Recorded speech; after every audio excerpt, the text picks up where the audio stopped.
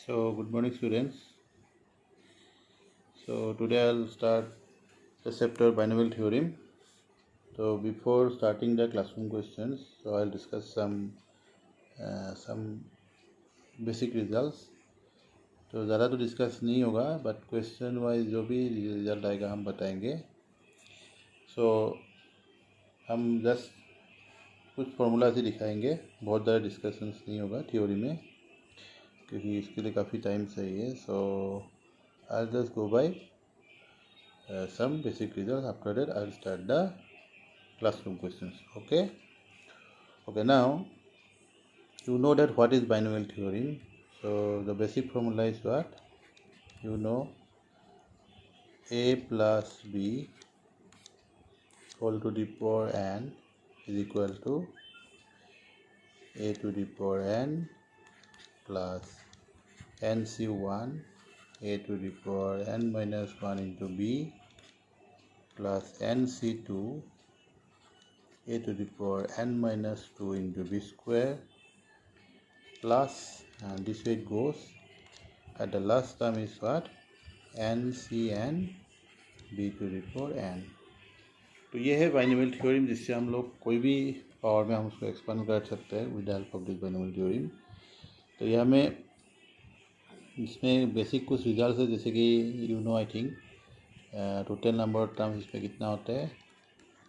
Total number of terms so will be there it is n plus 1 terms. तो जो भी इसमें power होगा उससे एक टर्म ज़्यादा होगा टोटल नंबर ऑफ टर्म्स. और फिर यहाँ में तुम देख सकते हो कि जो फर्स्ट टर्म का है इन एक्सप्रेशन, जो फर्स्ट टर्म होगा उसका पावर इंक्रीज होगा डिक्रीज होगा. It start from the highest power then go on decreasing. Let me show you. तो तुम देखो highest power है, then go on decreasing, next power n-1, n-2, and this way it goes on decreasing, and at the last the power become 0. Similarly in the second term जो है, जो expression का जो second term है b, तो b में देखो it's starting by the lowest power 0, then power 1, power 2, then this way it goes on increasing, at the last the power is n. इसका मतलब एक में पावर डिक्रीज होता है और एक में पावर इंक्रीज होता है, लेकिन हर टर्म में जो पावर का सम होगा ए एन बी का ऑलवेज सेम रहता है, and that is always equal to n. तो ये एक इम्पोर्टेंट चीज़ है जो हमको याद रखना है. उसके बाद हम लोग का इसमें सबसे इम्पोर्टेंट बात जो है, जो बहुत बेसिक है लेकिन ये हमको जानना ही है, जिसको बोलते हैं जनरल टर्म. जनरल टर्म जब भी हम लोग को एक्सपेंशन करेंगे, इसमें हम लोग को टोटल n+1 टर्म्स मिलेगा. But out of this n+1 terms, if you want to know any term, any one term among them, कोई भी एक टर्म हमको निकालना है, तो उसमें पूरा एक्सपेंशन करने का हमको ज़रूरत नहीं है. You can find out by using this general term. और जनरल टर्म को हम लोग डिनोट करते हैं, denoted by TR+1, and that is what? NCR a to the power n minus r into b to the power r. तो ये हो गया हम लोग का जनरल टर्म, एंड इसको तुम एनक्लोज करके रखो. तो ये रिजल्ट तो बहुत बेसिक है, लेकिन ये रिजल्ट इससे इम्पोर्टेंट है क्योंकि कोई भी क्वेश्चन जो होगा, so you to start always by this result. So you should remember this result. Okay, so this is the general term. तो देखो इसमें आर का वैल्यू हम कोई भी term, suppose you need the first term, you put r equal to 0, you'll get the first term. If you need second term, you put r equal to 1. 1 means 1 plus 1, t2 second term हो जाएगा. If you need third term, you have to put r equal to 2. 2 plus 1 3 होगा. तो ऐसे हम लोग कोई भी term को ये हमें निकाल सकते हैं with the help of this general term. अच्छा, अभी हम कुछ रिजल्ट दिखाएंगे ये जो एक्सपेंशन का ऊपर में. तो रिजल्ट ये है कि ये एक्सपेंशन को हम लोग दूसरा केस में भी हम लोग यूज़ कर सकते हैं, जैसे कि you know that 1 plus x whole to the power n, if you expand this by the same theorem, you will get the expression like 1 plus nc1x plus nc 2x square, and this way it goes, and finally you'll get ncn x to the power n। तो ये हमको finally मिलेगा। तो ये जो है, तो ये रिजल्ट से हम लोग को कुछ और रिजल्ट मिलता है, मतलब जैसे कि से इफ वी पुट से x इक्वल टू 1, तो हमको क्या मिलेगा इसमें हमको मिलेगा एक्चुअली स्टार्टिंग जो है, इसको हम लोग एक काम करते हैं, 1 नहीं लिख के इसमें हम लोग इन टर्म्स ऑफ एक्सप्रेशन लिखेगा, तो ये होगा nc 0। तो if you put x equal to 1, तो इससे हमको क्या रिजल्ट मिलेगा, देखो ये राइट हैंड साइड को हम लेफ्ट हैंड साइड में लिखेगा, तो nc 0 nc 1 nc 2 ncn equal to कितना आएगा 1 + 1 टोटल आएगा 2 to the power n। तो देखो ये जो रिजल्ट है, ये रिजल्ट मतलब सम ऑफ ऑल बाइनोमियल कोएफिशिएंट्स का सम है ना। तो ये हमको रिजल्ट मिल गया with the help of just by putting x equal to 1। But similarly if we put x equal to -1, तो हमको क्या मिलेगा, you will have another result where it will go alternate, nc0 minus nc1 plus nc2 minus, so this way it goes alternate, और finally इसका सम जो है 0 आएगा।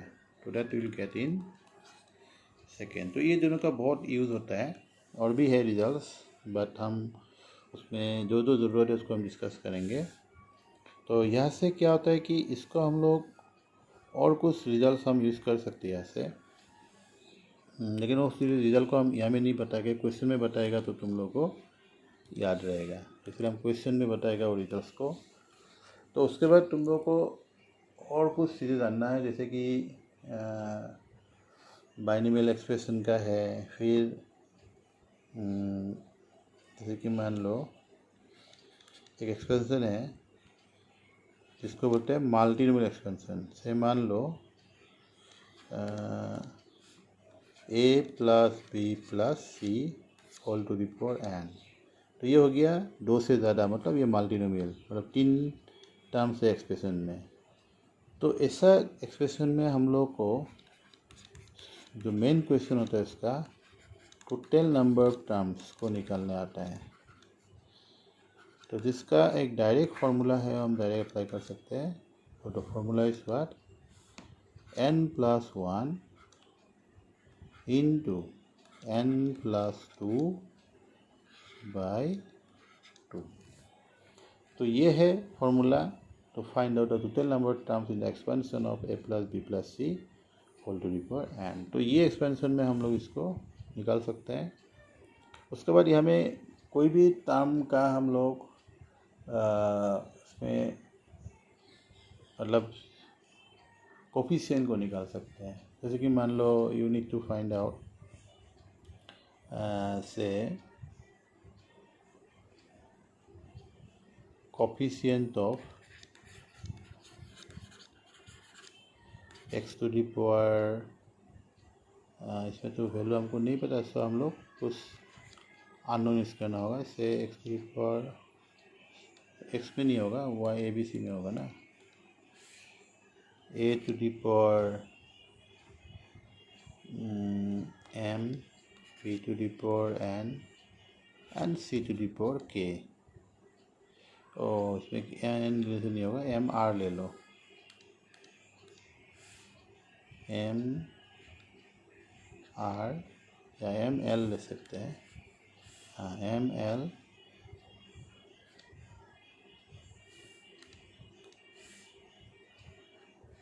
And c to the power k।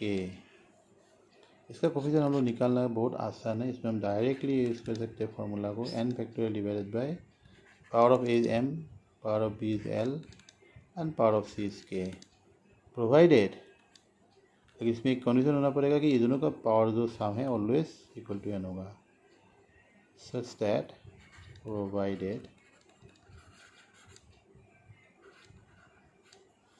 The sum of m l k must be equal to n। तो ये condition जब होगा तो इसका कोफिशिएंट को हम इसे निकाल सकते हैं। और ये तो ऐसे होना ही है, ऐसा ही होगा क्योंकि अदरवाइज ये टर्म हमको मिलेगा ही नहीं। तो ये दो ही रिजल्ट है इसमें कोफिशिएंट में, और उसके बाद बाकी और भी रिजल्ट्स है, but I don't know to discuss all this because इसमें तुम डिस्कस भी करेंगे तो भूल जाएगा। सो हम सोचते हैं कि क्वेश्चन वाइज हम उसको डिस्कस करेंगे। तो और एक रिजल्ट है जो ग्रेटेस्ट टर्म वाला, उसको हम बताते हैं। Greatest term in the expansion of, से मान लो a plus b whole to the power n दिया है, इसमें हमको ग्रेटेस्ट टर्म को निकालना है। ग्रेटेस्ट टर्म मतलब जो टर्म का वैल्यू सबसे ज़्यादा है। तो in this case you have to use some steps. तो step 1 is what, first you have to calculate some value, इसका नाम हम लोग m मान लिया। तो इसका वैल्यू हम इसे निकालेंगे n इंटू पी प्लस 1, मतलब यहाँ b मतलब second term divided by first term plus second term. लेकिन यहाँ पे हम एक चीज़ बता देते हैं कि इसमें a प्लस बी मतलब ये एक्सप्रेशन को हम नहीं पुट कर रहे हैं। a प्लस बी मतलब first term plus second term ले रहे हैं।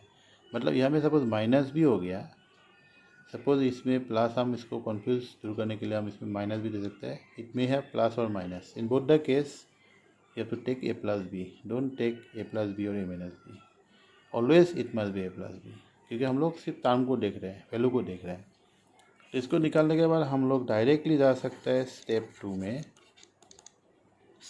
तो स्टेप 2 में क्या करना होगा, हम लोग देखते हैं कि इसका वैल्यू क्या आ रहा है। सपोज इसका वैल्यू इंटीजर आ गया, तब तो कोई प्रॉब्लम ही नहीं है। देन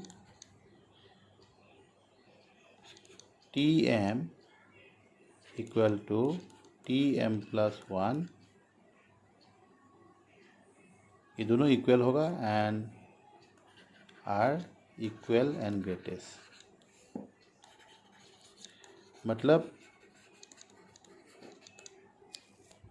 जब इंटीजर आएगा तो हमको दो टर्म ग्रेटेस्ट मिलेगा, लेकिन सपोज इंटीजर नहीं आ रहा है, तब क्या होगा, if m is not an integer, से मान लो m इंटीजर नहीं है, then t bracket m plus 1 is the greatest term. मतलब इसका बताएगा कि ब्रैकेट m का मतलब तो शायद तुम लोग को पता होगा। Bracket m means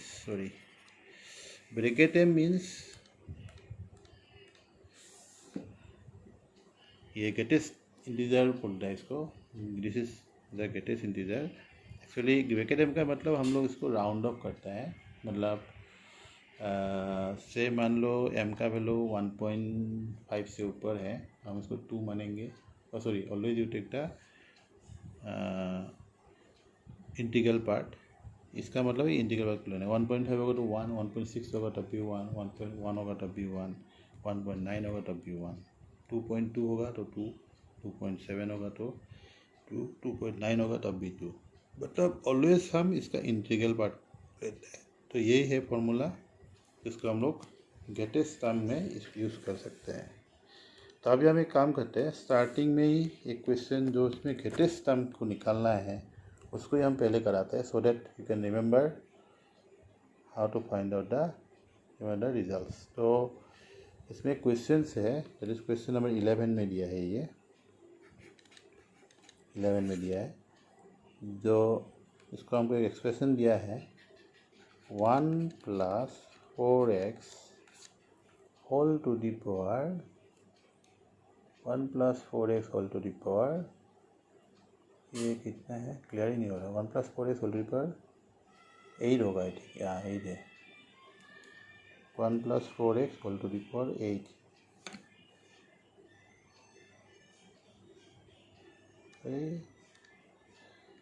whole to the power 8। देखो एक बार क्या लिखना पड़ेगा, 1 plus 4x whole to the power 8, तो जिसमें हमको x का वैल्यू दिया है 1/3। तो इसको तो एक्सपेंशन करेगा, हमको पता है कि टोटल 9 टर्म्स मिलेगा। तो 9 टर्म्स में से हमको निकालना है कि कौन सा टर्म का वैल्यू सबसे ज़्यादा होगा, कुछ टर्म।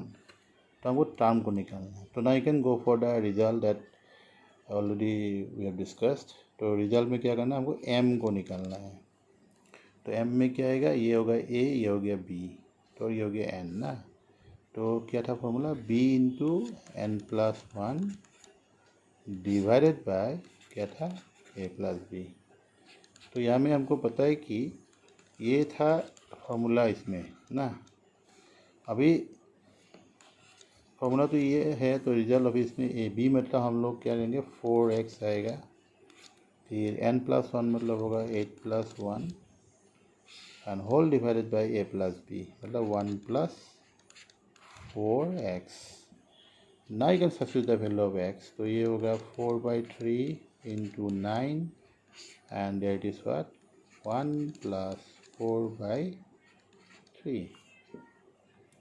अब इसको कैंसिल करने से बेहतर होगा कि डायरेक्ट मल्टीप्लाई करो। 36/3 आ रहा है और ये आ रहा है 7/3। तो 36/3 डोंट नीड टू कैंसिल, क्योंकि ये अगेन इसको डिवाइड करना ही होगा। सो 36/7 which is not a integer. और जब इंटीजर नहीं होगा तो हम उसको अप्रोक्सीमेट जरूर निकालना होगा, डेसिमल में निकालना होगा।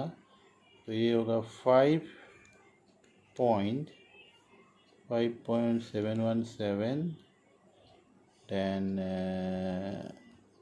74, ये अप्रोक्सीमेटली होगा 5.14। ये तो अप्रोक्सीमेट वैल्यू है, ये तो एग्जैक्ट वैल्यू नहीं है। सो this is the 5.14 approximate.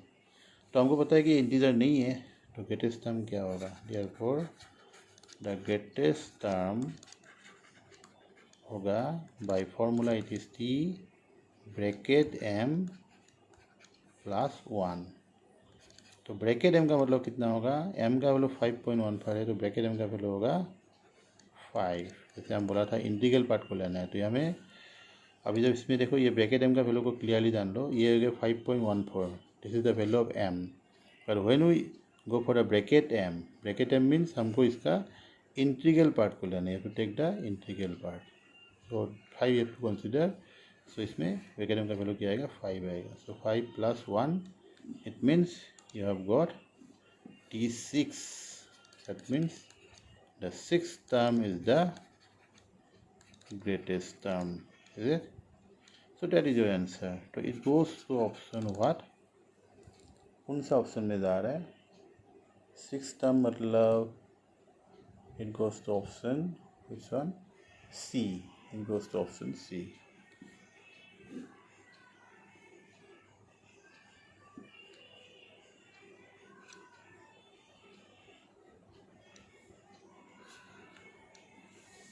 Okay, so this is your question 11। अभी हम लोग डायरेक्टली और एक क्वेश्चन है जिसमें हम लोग डायरेक्ट रिजल्ट यूज हो रहे हैं, दैट इज क्वेश्चन नंबर 13। इसका हम लोग एक साथ कंप्लीट ही कर लेते हैं। इसमें दिया है कि 20C0 minus 20C1 plus 20C2 minus 20C3 and this way it goes up to 20C10। ये कंप्लीट नहीं हो रहा है, ये रुको, sorry, this is not completed, just up to 20C10 हमको इसका वैल्यू को निकालना है। सो इसके लिए इसमें देखो ये जो है ये एक रिजल्ट में आ रहा है। तो रिजल्ट ऐसा है कि ये अल्टरनेट प्लस माइनस में है ना, तो इसका रिजल्ट ऐसा होगा 2NC0 minus 2NC0 minus 2NC1 2NC2 minus, तो दिस इट गोस, और ये 2NCn। तो n में इसमें प्लस भी हो सकता है माइनस भी हो सकता है, वो डिपेंड करेगा। ये इसमें प्लस और माइनस लेकिन यहाँ में अभी प्लस है, ये होगा हाफ ऑफ 2n, हम इसको डिफाइन कर देते तो इजी होगा, 2nCn होगा। ये कब होगा? इफ़ n इज इवन, क्योंकि इवन होगा तो इसमें निगेटिव नहीं आएगा और इसमें पॉजिटिव आएगा। But in case of suppose इसमें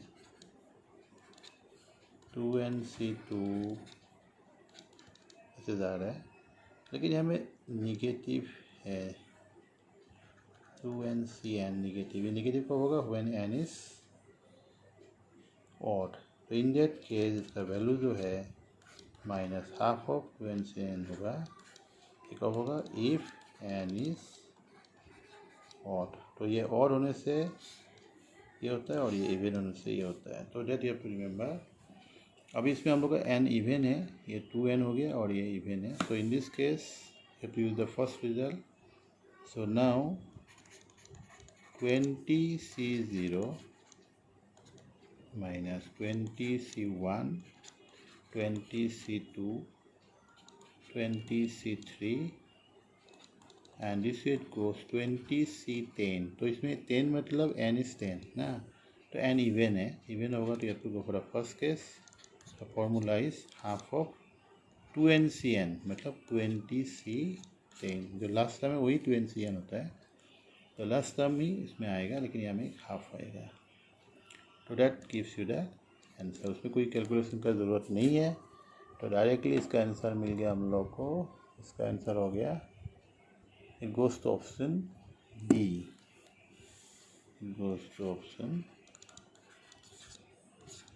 डी। सो आफ्टर दैट हम लोग अभी स्टार्टिंग से जा सकते हैं। You can start from question number 1। Let me start from 1 now. Question 1 में दिया है कि हमको 2 एक्सपेंशन दिया है, तो इसमें हमको दिया है कि A, this is given, A is the coefficient of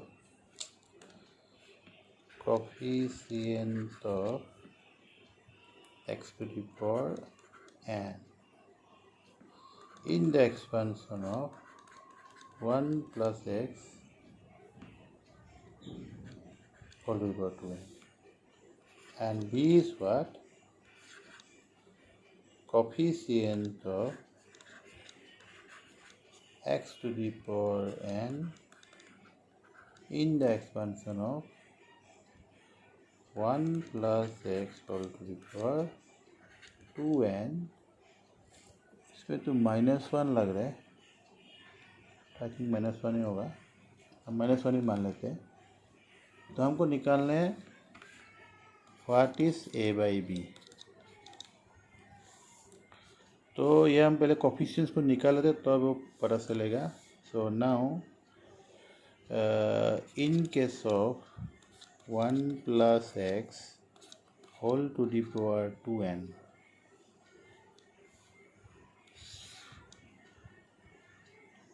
what is the general term? मतलब coefficient of x to the power क्या होगा? Coefficient of x to the power r, that is 2nCr x to the power r होगा। Coefficient नहीं, मतलब ये हम लोग general term को निकालेगा। तो जब काम करते ये कोफिशिएंट इक्वेशन नहीं होगा, जनरल टर्म को लिखना होगा। तो इसमें जनरल टर्म मतलब Tr+1 है ना, ये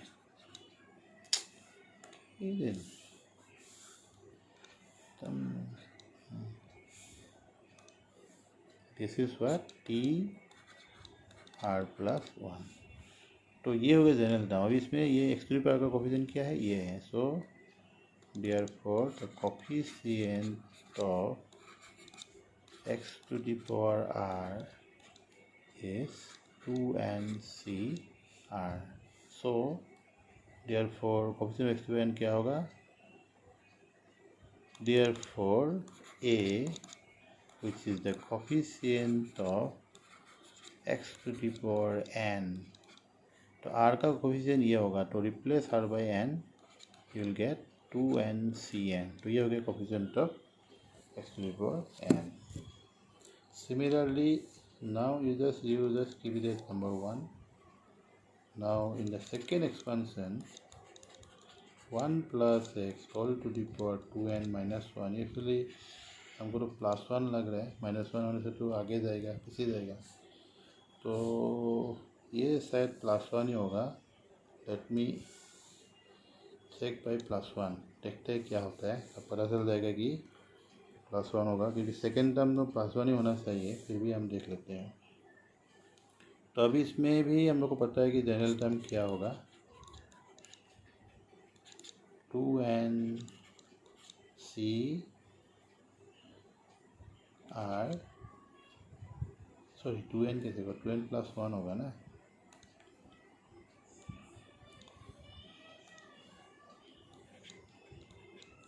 टू एन प्लस 1, ये तो पूरा गड़बड़ हो गया.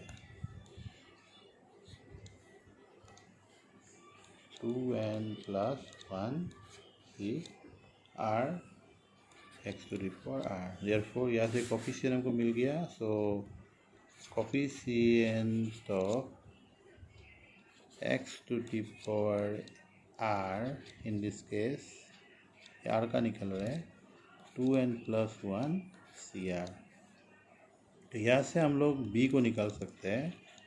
b क्या होगा, coefficient of x to the power n इस बार 2n प्लस 1 सी एन. हल्का सा मैं इनपुट कर दूँ तो अभी हम लोग देख सकते हैं कि a बाई बी, तो a बाई बी बोला है, ऑब्वियसली माइनस 1 लगा तो छोटा होगा ना. तो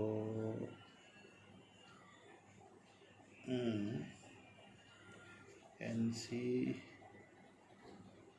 तो ये आई थिंक, सो हम लोग का ये कोफिशिएंट, ये टर्म सेकेंड टर्म लेने में गलती हो गया. So let me correct. तो इसको करेक्ट करना होगा. ये प्लस 1 लेने से आंसर आई थिंक नहीं आएगा, माइनस 1 लेने से आंसर आएगा. तो ये माइनस 1 ही होगा. तो इसका मतलब हम लोग को यहाँ में भी यहाँ में भी माइनस 1 ही लेना है. तो यहाँ में पूरा माइनस 1 आएगा. अभी हर जगह में करेक्शन करना होगा. यहाँ में करना होगा, यहाँ में करना होगा, यहाँ में भी करना होगा. तो अभी एक एक करके करेक्शन करना होगा. 2n minus 1, 2n minus 1, 2n minus. So now what can be done. So एक काम कर सकते हैं. आई थिंक ए को ब्रेक करने से बी आ सकता है, ऐसा हमको लग रहा है. तो let me try. If we break A तो बी आएगा होगा, ऐसा लग रहा है. So 1 implies A equal to 2n/cn को हम लोग 2n factorial divided by n factorial into n factorial आएगा ना. अब हमको 2n माइनस 1 से, तो यहाँ से 2n को बाहर निकालेगा, तो ये होगा 2n माइनस 1 फैक्टोरियल. फिर यहाँ से भी n फैक्टोरियल, फिर और एक टर्म को ब्रेक कर देगा, n into n minus 1 factorial हो जाएगा. तो यहाँ से ये n और ये n कैंसिल हो गया. Then what we have got, let's see. Go to the next space. So this implies a equal to what, 2n minus 1 factorial divided by n factorial, n minus 1 factorial, but there is a 2 na, is it or not? Yes, there is a 2. Now so it is clear that this is nothing but 2n minus 1 cn, or which is nothing but b. therefore a by b हमको clear हो गया कि answer क्या होगा।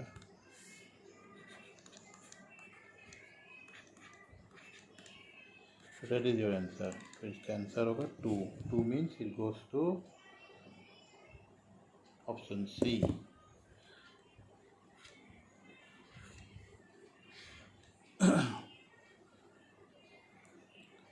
So question 2. If the sum of the coefficient in the expansion x square minus vanishes, then a is equal to 1. तो आपको expansion दिया है, तो expansion is given as x square minus twice x plus 1 whole to the power 51। तो यहाँ से पहले हम इसको मिनिमाइज कर लेते, उसके बाद हम बताएगा क्वेश्चन क्या दिया है। This can be written as what, x minus 1 whole square then whole to the power 51। सो में x minus 1 फाइनली इसमें होल टू द पावर कितना हो गया 2102 ना। तो हमको बोला कि इसमें sum of all coefficients vanishes बोला है, मतलब इसमें जो गिवन है कि सम ऑफ ऑल कोफिशिएंट्स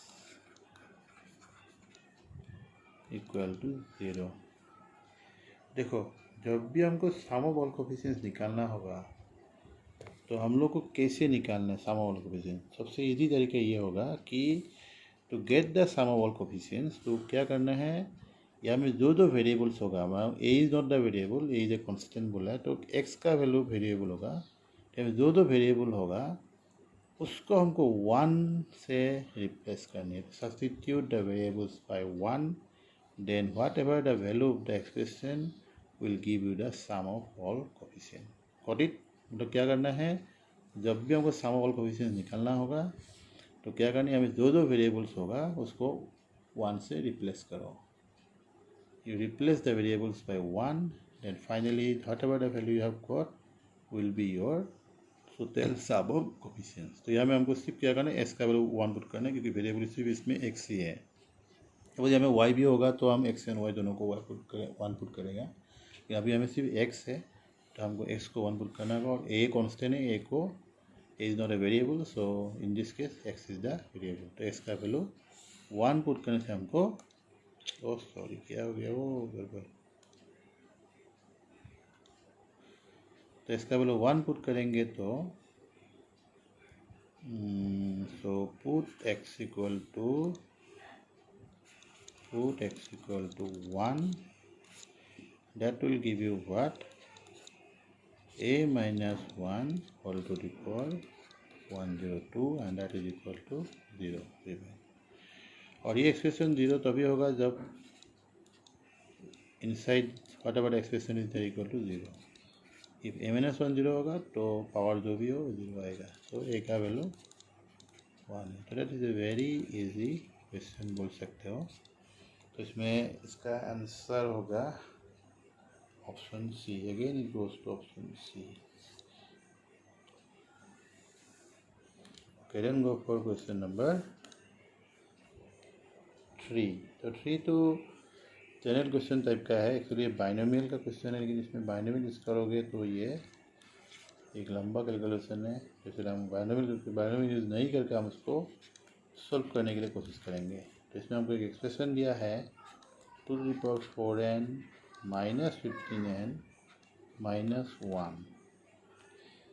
तो इसमें बोला है कि for all n where n belongs to n, n is a natural number, तो ये जो एक्सप्रेशन है it is divisible by which set of following. Option following में हमको कुछ नंबर दिया है, ये ऑप्शन ए में दिया है 225, option B 125, option C 325 and option D none of this. तो बोला है कि इसमें से ऑलवेज कौन सा नंबर से ये डिविजिबल होगा। देखो ये बाइनोमियल से एक्चुअली करना है, क्योंकि हमको इसको एक्सपेंशन करना है, फिर वहाँ से रिमाइंडर देखना है, वो सब करना है। बट इन दिस केस हम लोग क्या करेंगे, डायरेक्टली हम उसको, सबसे बेस्ट तो ये होगा क्योंकि हमको आंसर चाहिए, हम डायरेक्टली वैल्यू निकल के देखेंगे कि इसको कौन सा नंबर से डिविजिबल होता है, वही तुम्हारा आंसर होगा। कम से कम 2 देखना होगा, क्योंकि नॉन ऑफ दी ऑप्शन भी है, तो इसीलिए हमको उसको भी 2 वैल्यू को कम से कम देखना है। लेकिन 2 वैल्यू देखना भी थोड़ा लंबा तो है, तो हम इसको ऐसे भी कर सकते हैं कि ये जो है इसको ब्रेक करके भी देख सकते हैं। तो बाइनोमियल से जाएगा तो क्या होगा, हम इसको ब्रेक करना होगा। ब्रेक करना मतलब हम इसको ये टू द पावर 4n करो, क्योंकि 15 में है तो हम उसको 15 में ब्रेक करना होगा। सो दैट ये 16 आ रहा है, 16 को हम लिख सकते हैं 15 + 1 लिख सकते हैं। तो 1 + 15 whole to the power n लिख सकते हैं। तो अभी ये इसको ब्रेक कर सकते हैं। तो 1 + nc1 x nc2 x², this way it goes. तो ये this way it goes up to the last term तो 15 टू द पावर n होगा, देन -15n - 1। अभी यहाँ से तुम एक चीज़ देखो कि ये 1 और 1 तो कैंसिल ही हो रहा है, इस 1 and 1 कैंसिल आउट। अब ये nc1 का मतलब n होता है, तो ये फर्स्ट टर्म जो है ये होगा 15n, और बाकी सेकेंड टर्म थर्ड टर्म को इसको ऐसे रहने दो, nc2 15², फिर nc3 आएगा 15³ होगा। तो this way it goes up to what 15 to the power n। लेकिन लास्ट में जो टर्म है वो है -15n, तो ये तो टर्म इसके साथ कैंसिल हो गया। अभी देखो यहाँ में क्या आ रहा है, 15² इज द लोएस्ट वैल्यू। 15² मतलब कि हम 15² को कॉमन लेंगे तो हमको मिलेगा expression in like nc2 nc3 15। तो ऐसे हमको पूरा एक्सप्रेशन जो है इसमें 15² कॉमन है, मतलब ये 225 आ गया ना, इनटू सम कांस्टेंट से। इसका हम एक नेचुरल नंबर होगा तो इसका वैल्यू हम k मान सकते हैं, where k is a natural number. तो इसका मतलब ये क्या होगा, which is divisible by, obviously which is divisible by 225। लेकिन ये ऑलवेज ऐसा इजी नहीं होता है, इसमें पॉसिबल नहीं होता है। तो इसमें हम लोग दूसरा प्रोसेस ये होगा कि just go by putting the value of n का वैल्यू पुट करो, फिर देखो कौन सा नंबर से ये डिवाइड हो रहा है। एटलीस्ट कम से कम 1 या 2 वैल्यू या 3 वैल्यू तक देख सकते हो। n का वैल्यू 1 लेके देखो, फिर 2 लेके देखो, फिर 3 लेके देखो, तब ये 2-3 वैल्यू तीनों में ही तुमको एक ही नंबर से डिवाइड हो रहा है, तो वही आंसर होगा।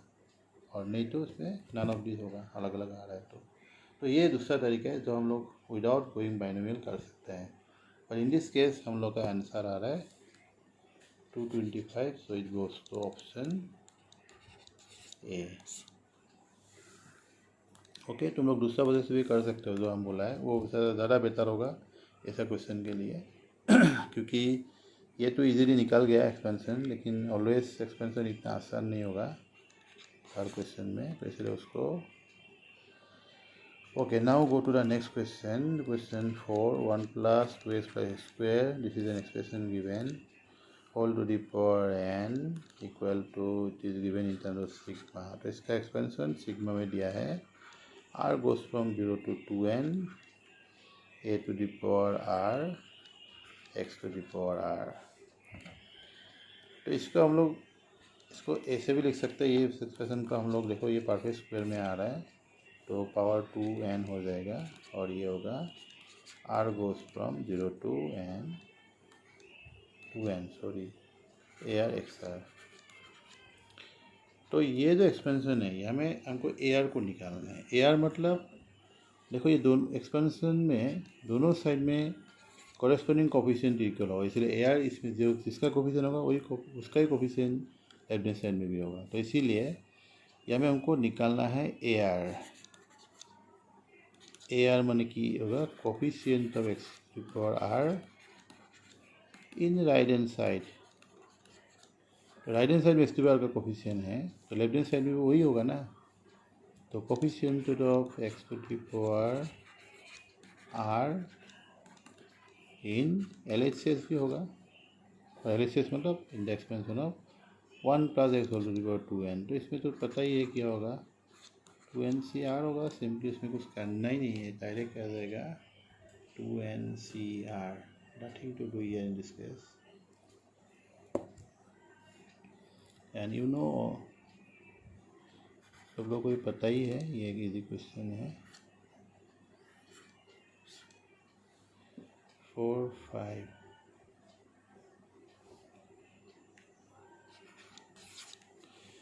5 तो 5, ये तो क्वेश्चन परमोशन में भी था, तुम लोग को शायद याद होगा, ये रिपीट हो गया लगता है। एक्चुअली क्वेश्चन बाइनोमियल का ही है, क्योंकि बाइनोमियल का ही इसमें रिजल्ट है जो हमको यूज़ करना है।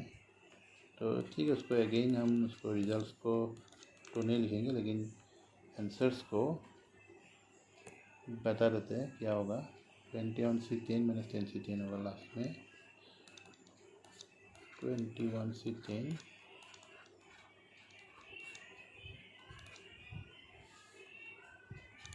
तो ये 21C1 21C2 सेपरेट करना होगा, 21C10 होगा माइनस 10C1 10C2 10C10। इसका भाई फॉर्मूला होगा 2 टू द पावर 20 पावर से कम, और इसका होगा 2 टू द पावर 10। ये तुम लोगों को डिस्कस किया है हम ऑलरेडी इन परमुटेशन में, देख सकते हो, इसलिए हम इसको फर्दर डिस्कस नहीं करेंगे। तो दिस इज योर आंसर, तो I think I don't need to discuss again. 5 तो क्वेश्चन नंबर 6, तो 6 में हमको दिया एक expression 1 + 3x + 3x² + x³ whole to the power कितना है 15। तो इन दिस एक्सपेंशन हमको निकालना है what is the coefficient of x⁻30। हमको x⁻30 का कोफिशिएंट निकालना है, तो इसको हम पहले मिनिमाइज कर लेते हैं। देखो ये परफेक्ट एक फार्मूला में है, a³ + 3ab + 3a² 3ab² + b³। तो इसको हम फार्मूला में डायरेक्ट लिखेगा तो ये 1 + x होल क्यूब है, होल टू दी पावर 15 है। So it will be 1 + x whole to the power 45. तो now it's very easy to calculate। इसमें हमको निकालना है कोफिशिएंट ऑफ x⁻30। तो इसमें जनरल टर्म देखो, तो कोफिशिएंट ऑफ x⁻r क्या होगा, coefficient of x⁻r in this case is what 45C r होगा obviously. So therefore coefficient of 30 is what, obviously 45C30। लेकिन एक बार हम बता देते तुम लोगों को, may be that 45C30 is not given in the option. तो हम लोग उसको बताएंगे कि क्या होगा। ये ऑप्शन में है तो कोई प्रॉब्लम नहीं है, तो it goes to option D. Suppose ये ऑप्शन नहीं होने से हम लोग उसको मिनिमाइज करना था, उसको दूसरा फॉर्म में कन्वर्ट करना था, लेकिन ये ऑलरेडी है, तो nothing to do, it goes to option D.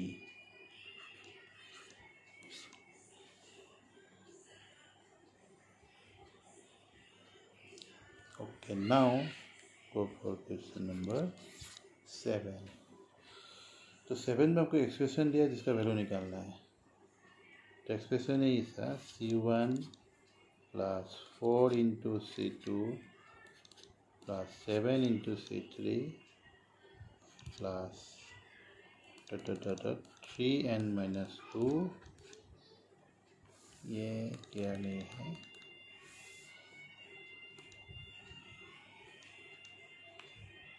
n - 2 Cn। तो ये एक्सप्रेशन का वैल्यू हमको निकालना है क्या होगा। तो ये एक्सप्रेशन का वैल्यू हम लोग बाइनोमियल से तो निकाल सकता है, लेकिन उसमें काफ़ी लंबा हो जाता है। तो उससे ये सब क्वेश्चन में जब भी ये question in terms of n दिया होगा तो best way is you go by option. तो कैसे ऑप्शन से देखना हम बताएगा। तो पहले हम लोग को जानना है कि एक्चुअली एक्सप्रेशन है क्या। एक्चुअली ये C1 जो है it is nothing but NC1 है। C2 मीन्स ये 4 into C2 means 4 into NC2, 7 into NC3। तो इसका हम लोग स्टैंडर्डाइज किया है, तो इसका हम लोग n को नहीं लिखता है ऊपर में, तो भी ये वैल्यू जो है ये NC2 ही है, NCN ही है। तो ये एक्सप्रेशन को निकालना है।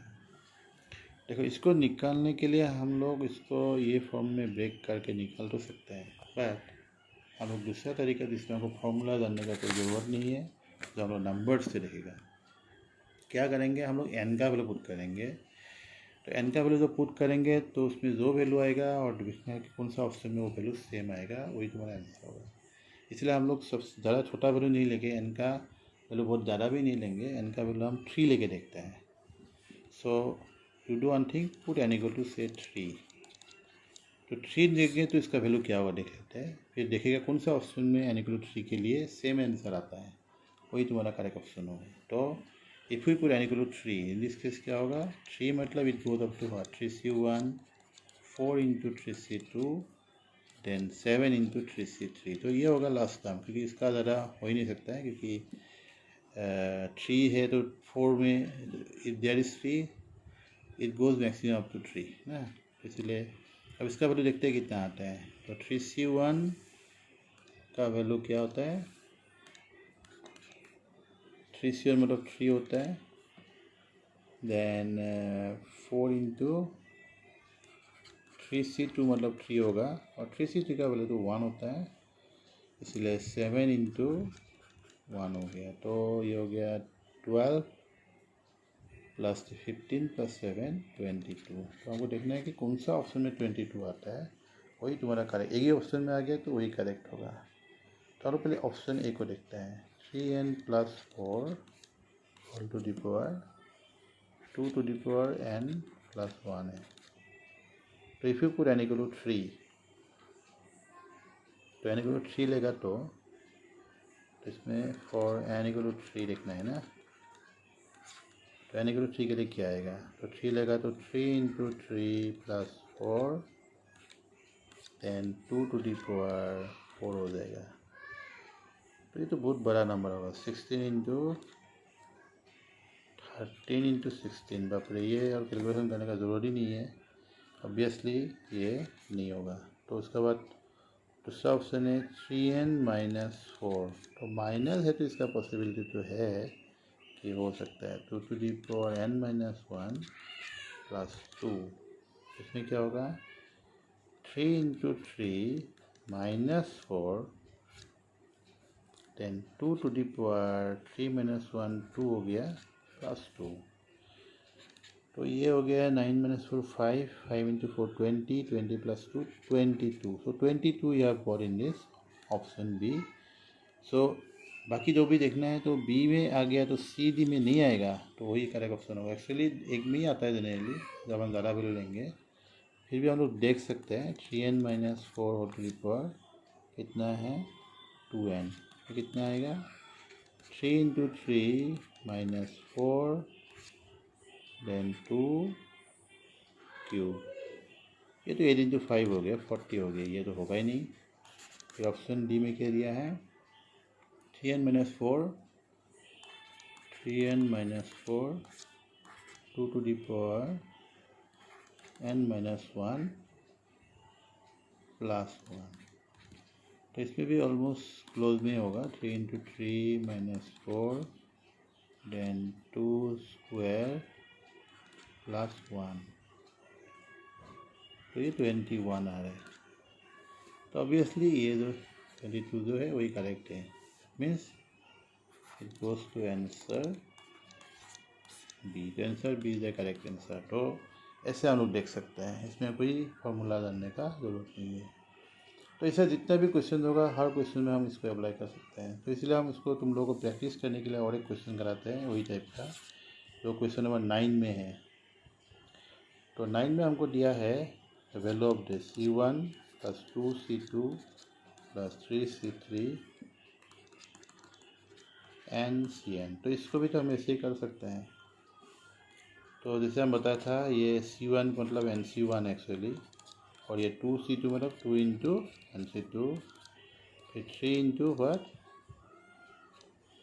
NC3, और this way it goes up to N into NCn।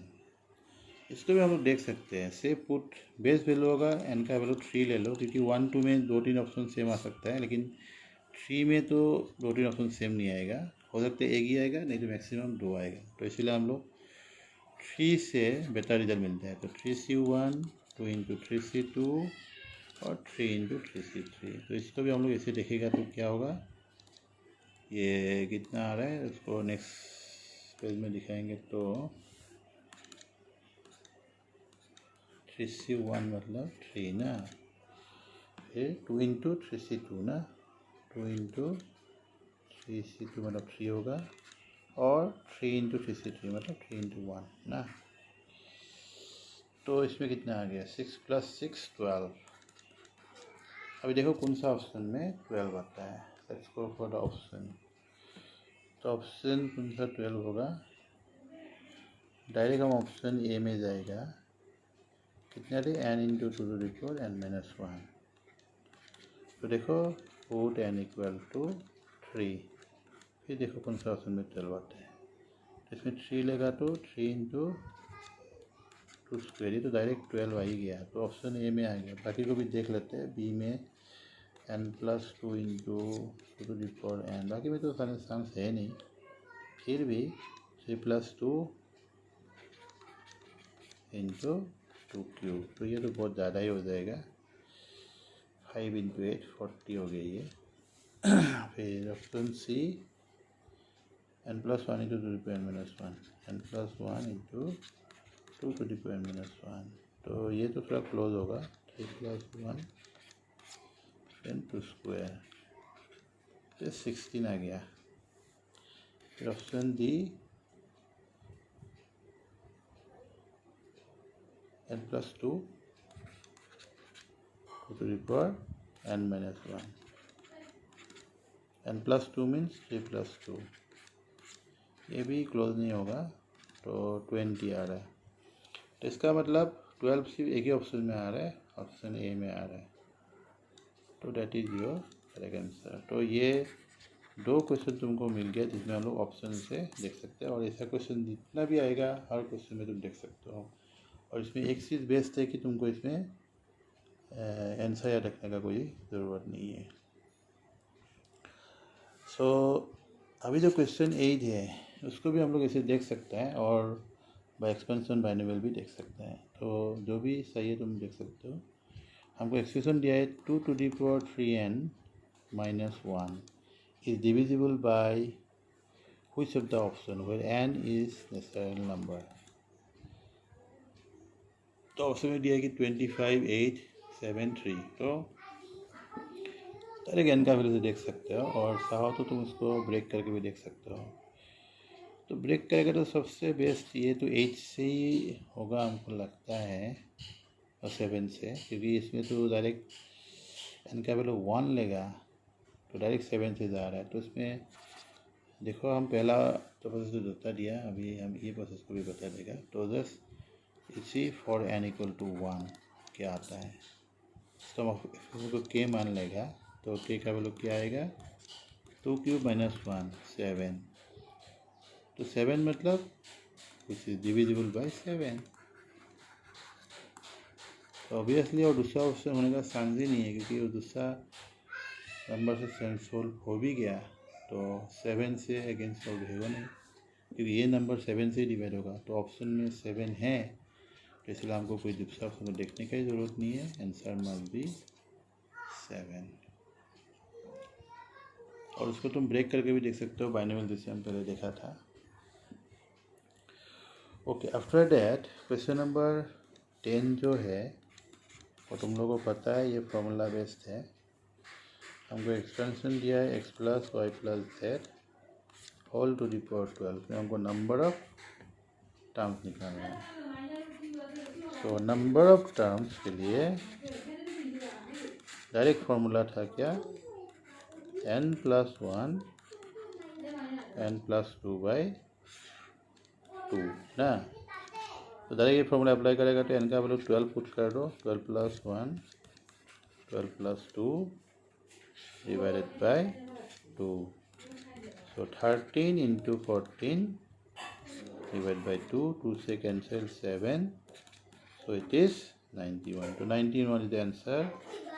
So it goes to option A.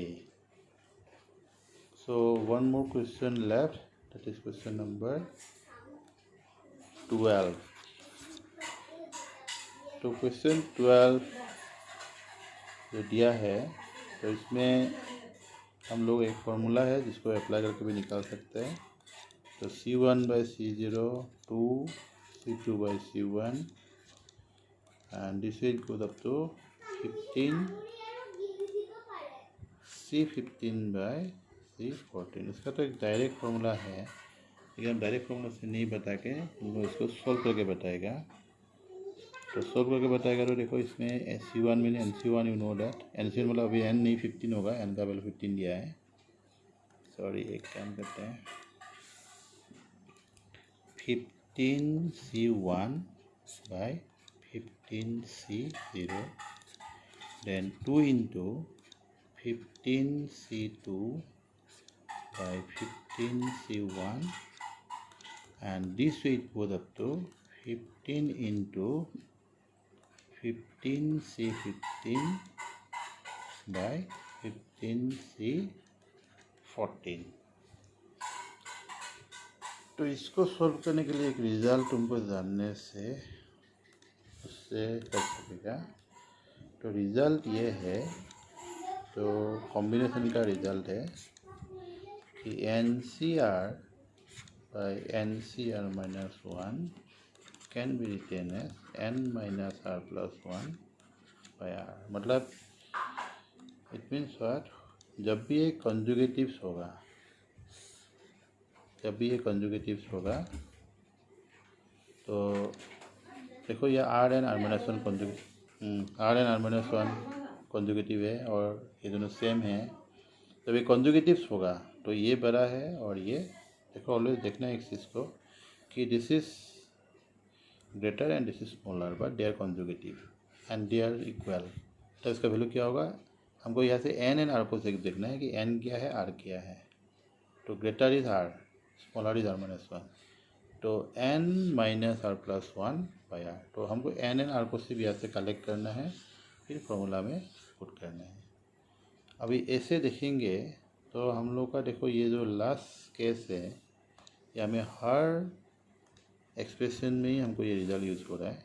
Sorry ये तो ज़रूरत नहीं था, हम लोग डायरेक्ट इसको देखते हैं। इसको देखो 15C1 by 15C0 15C2 by 15C1, यह हर केस में ये फार्मूला अप्लाई हो रहा है। अब ये फार्मूला को हम अप्लाई करेंगे तो क्या होगा, 15C1 by 15C0 मतलब होगा 15 minus 1 plus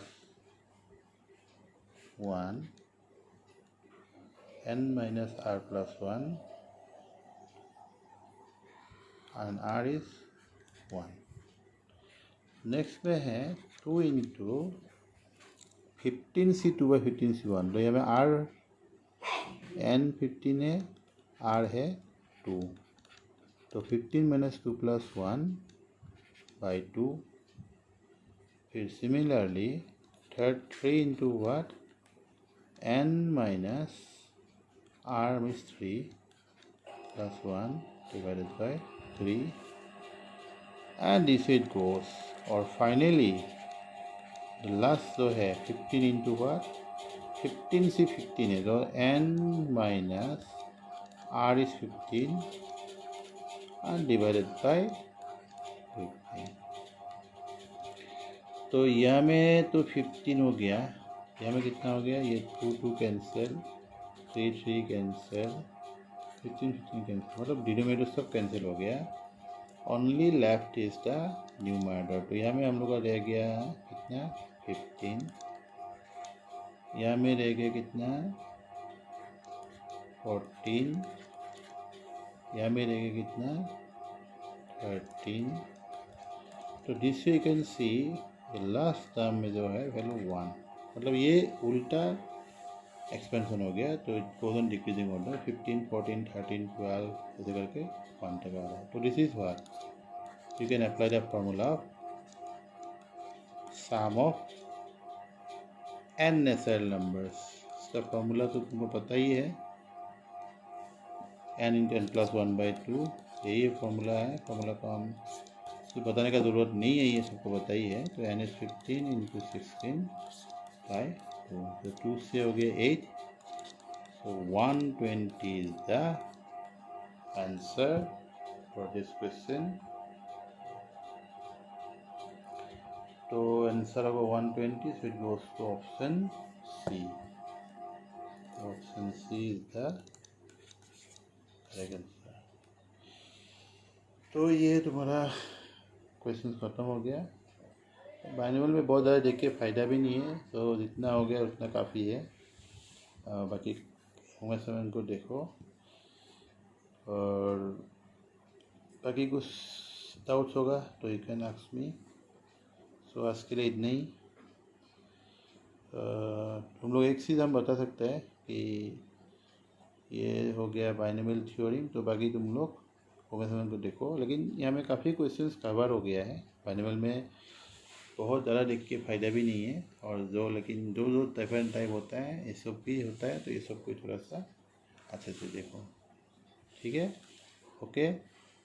okay then, bye for today.